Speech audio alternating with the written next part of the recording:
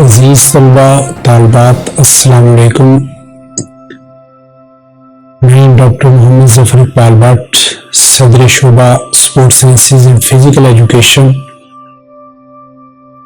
جیسا کہ آپ جانتے ہیں کہ پنجاب پبلک سروس کمیشن کے تھرو لیکچرر کی ویکینسیز جو ہیں وہ اناؤنس ہوئی ہیں، اور اس میں یہ سبجیکٹ فزیکل ایجوکیشن کا بھی اناؤنس ہوا ہے، اور اس کی فیمیل سائڈ کی اباؤٹ 100 ویکینسیز ہیں اور میل سائڈ پہ کوئی 50 ویکینسیز ہیں. تو مختلف اس سلسلے میں کوائریز آ رہی ہیں کہ اس کی تیاری کیسے کی جائے یا اس کو کس طریقے سے پریپیئر کیا جائے ایگزامینیشن پوائنٹ آف ویو کے ساتھ، جو کہ پہلے ریٹن ایگزامینیشن ہے اور پھر اس کا انٹرویو ہے. تو اس سلسلے میں کچھ گائیڈ لائنز میں آپ کو شیئر کر دیتا ہوں جو آپ کو پریپریشن میں ہیلپ کریں گی. تو یہ جو پنجاب پبلک سروس کمیشن کا ریٹن ایگزامینیشن ہے اس کا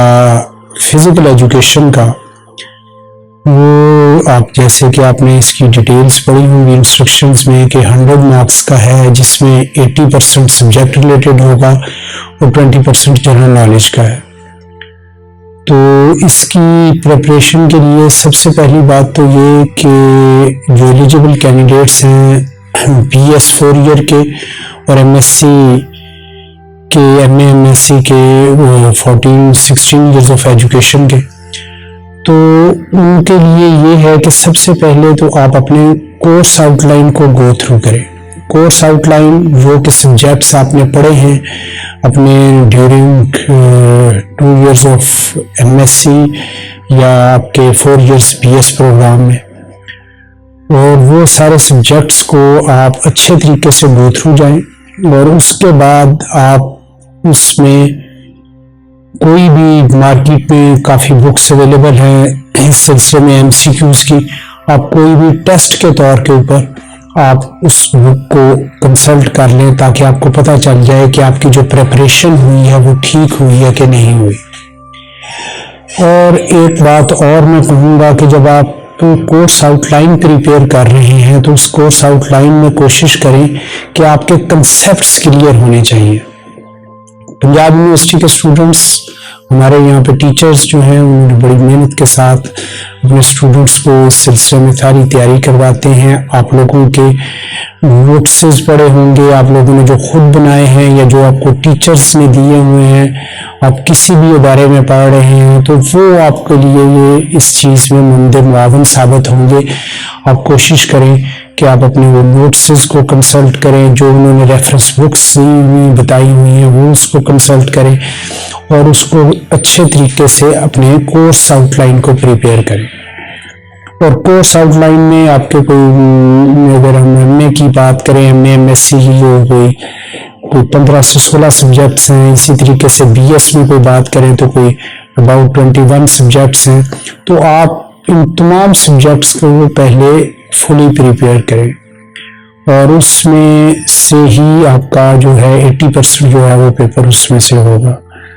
اور اسی طریقے سے جنرل نالج کے پوائنٹ آف ویو کے ساتھ آپ کرنٹ افیئرس اور پاکستان افیئرس کے اوپر بھی ضرور نظر رکھیں. اور اس کے لیے بڑا سمپل سا وے ہے کہ آپ ڈیلی نیوز پیپر کو جو ہے وہ ضرور اس کی ہیڈ لائنز کو دیکھیں. اسی طریقے سے آپ ٹی وی پہ اگر دیکھتے ہیں تو اس میں ہیڈ لائن نیوز سنیں. یہ چیز آپ کے لیے صرف اور صرف پیپر کے جنرل نالج کے لیے نہیں بلکہ آپ کے انٹرویو کے لیے بھی بہت اچھی مددگار ثابت ہوگی. اگر ہم اس کی بات کریں تو اسپورٹس کی فیلڈ اور فزیکل ایجوکیشن کی جب ہم پیپر کی بات کر رہے ہیں تو اس میں آپ کا جو ہے اس چیز کو آپ نے کیئر کرنی ہے کہ آپ جو بھی آپ کا پریکٹیکل اور تھیوریٹیکل نالج یہ دونوں ہی ٹیسٹ ہوتے ہیں. تو اس پوائنٹ آف ویو کے ساتھ آپ اپنے کورس کی جو ہے وہ آؤٹ لائن کو ٹوٹلی کور کریں، اور جو لوگ اس میں اچھا پرفارم کریں گے یقیناً وہ انشاءاللہ تعالی اس میں ان کا ریٹن ٹیسٹ کوالیفائی ہوگا تو وہ انٹرویو کے لیے اہل ثابت ہوں گے. اور انٹرویو کے لیے جب آپ پریپیئر کریں تو اس میں ہیلتھ اینڈ فزیکل ایجوکیشن کی یا sports science and physical education کی جب بات کرتے ہیں تو آپ کی اپنی کوئی بھی ایسی اسپورٹس جو آپ کرتے ہیں اس کے اوپر آپ کی کمپلیٹ گرپ ہونی چاہیے، یا پھر آپ کی کوئی بھی 2 یا 3 میجر گیمز جو ہیں اس کے بارے میں آپ کا نالج تھیوریٹیکلی اور پریکٹیکلی کمپریہنسو ہونا چاہیے۔ اسی طریقے سے جب آپ انٹرویو میں جاتے ہیں تو اس میں آپ کے لیے یہ بھی ایک چیز بڑی امپورٹنٹ ہے کہ آپ کا کوئی بھی جو آپ کا اسپیسیفک ایریا ہے جس میں آپ سمجھتے ہیں کہ اس میں میرا زیادہ انٹرسٹ ہے یا اس میں آپ کا زیادہ لگاؤ ہے، تو اس کو بھی پریپیئر کریں تاکہ اگر آپ کو وہاں پہ اس سلسلے میں کوشچن ہو تو آپ اس سلسلے میں اس کو اچھے طریقے سے سیٹسفیکٹری انداز سے پریزنٹ کر سکیں۔ اسی طریقے سے جب ہم انٹرویوز کی بات کرتے ہیں تو انٹرویوز میں فزیکل ایجوکیشن کی جب بات کرتے ہیں تو 2-3 ایریاز کو اسپیسیفکلی وہاں پہ تقریباً آپ کا ہر ایکسپرٹ جو ہوتا ہے، خاص کر کے جو سبجیکٹ ایکسپرٹس ہوتے ہیں، وہ اس کو ضرور جو ہے اس سلسلے میں کوئی نہ کوئی کویسچنز آپ سے کرتے ہیں، جس میں کہ کوئی بھی جو سپورٹس آپ کا جو آپ نے کھیلی ہوتی ہے یا وہ سپورٹس جو کہ میجر سپورٹس جس کا آپ نام لیتے ہیں، اس کا کوچنگ پوائنٹ آف ویو، تو کوچنگ پوائنٹ آف ویو کے ساتھ اس کو ضرور پریپیئر کریں۔ اس میں صرف کوچنگ پوائنٹ آف ویو کے ساتھ یہی نہیں، اس میں باقی فیکٹرز بھی، جیسے اس میں سپورٹس سائیکالوجسٹ کا کیا کام ہے، سپورٹس نیوٹریشنسٹ کا کیا کام ہے، اور سپورٹس بایو میکینسٹ کا کیا کام ہے، اور ان کے ساتھ آپ سپورٹس میں کس طریقے سے پرفارمنس کو اچھا کر سکتے ہیں۔ اور ان تینوں فیکٹرز کے ساتھ ساتھ آپ کو پتہ ہونا چاہیے کہ ایک پلیئر کی کوچنگ کس طریقے سے کی جاتی ہے، اور اسی طریقے سے ٹیچنگ پوائنٹ آف ویو کے ساتھ جب آپ پلیئرز کے لیے ریفریشنگ کورسز اور جب اسی طریقے سے کوچز کے لیے اور آپ جو ہے اسپورٹس پروفیشنلز کے لیے جب آپ کو کہا جائے کہ آپ ان کو تعلیم دیں تو وہ آپ کس انداز سے دیں گے، تو ان کی پرابلم سالونگ کا آپ کو پتہ ہونا چاہیے۔ اس کے علاوہ آپ بعض اوقات یہ ہوتا ہے کہ آپ کو وہاں پہ یہ کہہ دیا جاتا ہے کہ کسی بھی ٹاپک کے اوپر آپ ایک بریف سا لیکچر دیں 2 سے 3 منٹ 5 منٹ کا، تو کوئی نہ کوئی ٹاپک آپ کو ضرور اس طریقے کا آپ کا پریپیئر ہونا چاہیے جس کے اوپر آپ 3 سے 5 منٹ اچھے انداز سے اس کو ایک لیکچر کے پوائنٹ آف ویو کے ساتھ ڈیلیور کر سکیں۔ آپ جیسے میں نے آپ کو پہلے کہا کہ سپورٹس کی جب ہم بات کرتے ہیں تو اس کا جنرل نالج سپورٹس کا خاص کر کے کہ جو ڈیلی کی آپ کی سپورٹس نیوز ہوتی ہیں موجودہ کرنٹ پوائنٹ آف ویو کے ساتھ ان کے ساتھ ضرور اویئر ہوں، اور اسی طریقے سے آپ کا جو پاکستان افیئر اور کرنٹ افیئرس کے متعلق جو جنرل نالج ہے وہ بھی آپ کا اچھا ہونا چاہیے۔ تو اس کے لیے بہترین طریقہ کار یہ ہے کہ آپ جیسے میں نے پہلے کہا کہ نیوز پیپر کو آپ اپنی ہیبٹ بنائیں، اس کو ڈیلی کی اس کی ہیڈ لائنز دیکھنے کی، یا نیوز چینل کوئی بھی آپ دیکھتے ہیں اس میں۔ اور اگر سپورٹس کی بات کریں تو اسی طریقے سے سپورٹس کی نیوز جو ہیں وہ جیسے اگر لوکل چینل کی بات کریں تو جیو سپر جو ہے وہ اس کی دے رہا ہوتا ہے، تو اس کو اگر آپ اسٹرپ کو دن میں کوئی 2-3 دفعہ کوئی 15-15 منٹ کے لیے دیکھ لیں تو آپ ڈیلی کے اپ ڈیٹ رہیں گے۔ تو اس پوائنٹ آف ویو کے ساتھ اگر آپ تیاری کریں گے تو یقیناً آپ کے لیے مسائل نہیں پیدا ہوں گے، اور آپ کے لیے جو ہے بڑے اچھے چانسز ہیں کہ آپ کے جو ایگزامینیشن جو ہے وہ ریٹن اور انٹرویو میں جو ہے آپ اچھے انداز سے اس کو کر سکیں اور اس میں کامیاب ہو سکیں۔ اس سلسلے میں ایک اور بات کہنا چاہوں گا کہ اس سلسلے میں اسٹوڈنٹس اکثر یہ کہتے ہیں کہ کوئی بک کہہ دیں، کوئی سر کوئی اکیڈمی کوئی اگر کوئی سلسلے میں تیاری، تو یہ اسٹوڈنٹس کو یہ ذہن میں کلیئر ہونا چاہیے کہ یہ پنجاب پبلک سروس کمیشن کا ایک بڑا اچھا کمپیٹیٹیو طریقہ ہے سلیکشن کا، اور بڑی فری اینڈ فیئر وہ ان کی کوشش ہوتی ہے کہ اس